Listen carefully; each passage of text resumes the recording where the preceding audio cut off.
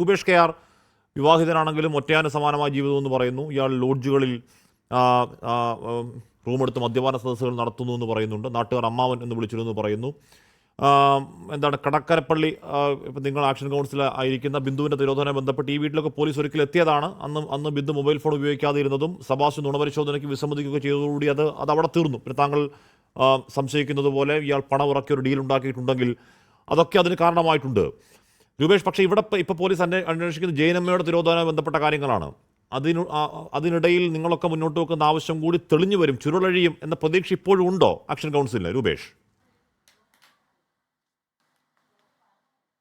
ഇനിയും പ്രതീക്ഷയുണ്ട്. പക്ഷേ നമ്മൾ ആവശ്യപ്പെടുന്നത് ഇതിൽ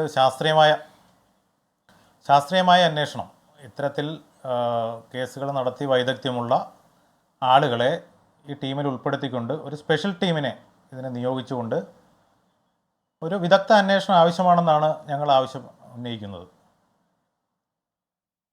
കാര്യം ഈ സെബാസ്റ്റ്യൻ്റെ ഒരു പൊതു സ്വഭാവം എന്ന് പറയുന്നത് ഒറ്റക്ക് താമസിക്കുന്ന സ്ത്രീകൾ അവരുമായി സൗഹൃദം സ്ഥാപിക്കുന്നു, അതിനുശേഷം അവരുടെ സ്വത്തുവകൾ വകമാറ്റുന്നു, അല്ലെങ്കിൽ ആഭരണങ്ങൾ എടുത്ത് പണയം വെക്കുന്നു. അത് അവരുടെ സെബാസ്റ്റ്യൻ്റെ ആവശ്യങ്ങൾ നടന്ന ശേഷം അവരെ വകവരുത്തുന്നു. അതാണ് സെബാസ്റ്റ്യൻ്റെ ഒരു രീതി. എല്ലാത്തരം ആവശ്യങ്ങളും അയാൾ നമുക്ക് കാണാൻ സാധിക്കുന്നു. രൂപേഷ്, എല്ലാത്തരം ആവശ്യങ്ങളും അയാൾ നിവർത്തിക്കുന്നുണ്ട് എന്നാണ് മനസ്സിലാക്കാൻ കഴിയുന്നത്. എങ്ങനെയാണ് ഇയാൾക്ക് സ്ത്രീകളുടെ അത്രത്തോളം വിശ്വാസം ആർജിക്കാൻ കഴിയുന്ന ഒരു മനുഷ്യനായി മാറാൻ പറ്റുന്നത് എന്ന സംശയം ഉണ്ടായിട്ടുണ്ടോ നിങ്ങൾക്ക്? അദ്ദേഹം സൗഹൃദം സ്ഥാപിക്കുകയാണ് ആദ്യം ചെയ്യുന്നത്. അദ്ദേഹത്തിൻ്റെ അതൊരു രീതി അങ്ങനെയാണ്. ഇപ്പോൾ ഏറ്റവും അവസാനം നമ്മുടെ റോസമ്മയുടെ വെളിപ്പെടുത്തൽ വന്നു. റോസമ്മയുമായി സൗഹൃദം സ്ഥാപിച്ചു, വിവാഹം കഴിക്കാമെന്ന് പറഞ്ഞു, വസ്തു വിറ്റു കൊടുക്കാമെന്ന് പറഞ്ഞു. ഇപ്പോൾ ഈ റോസമ്മയുടെ വെളിപ്പെടുത്തലിൻ്റെ അടിസ്ഥാനത്തിൽ റോസമ്മയെ ഇതുവരെ അന്വേഷണ ഏജൻസികൾ സമീപിച്ചിട്ടില്ല. റോസമ്മയിൽ നിന്നും കൂടുതൽ വിവരങ്ങൾ കിട്ടേണ്ടതായിട്ടുണ്ട്. കാര്യം കൂടുതൽ കാര്യങ്ങൾ റോസമ്മക്ക് അറിയാമെന്നുള്ളതാണ് ഞങ്ങളുടെ വിശ്വാസം. കാര്യം ഇപ്പോൾ ഈ അന്വേഷണത്തിൻ്റെ പാതയിൽ നമ്മൾ നോക്കിക്കഴിഞ്ഞാൽ ഈ റോസമ്മക്ക് ഒത്തിരി കാര്യങ്ങൾ പറയുവാനായിട്ട് സാധിക്കും.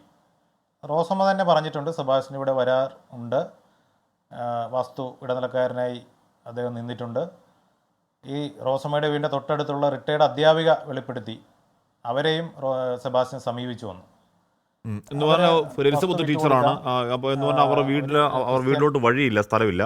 അപ്പോൾ ടീച്ചറെ ഈ വഴിയില്ലാത്ത വീട് വിറ്റ് പള്ളിക്കടുത്തുള്ള പുതിയൊരു നല്ല സ്ഥലവും വീടും വാങ്ങിത്തരാം എന്ന് പറഞ്ഞ് സമീപിച്ചു. അപ്പം ഇയാൾ ആരെയൊക്കെ അങ്ങനെ ആ രീതിയിൽ സമീപിച്ചിട്ടുണ്ട്.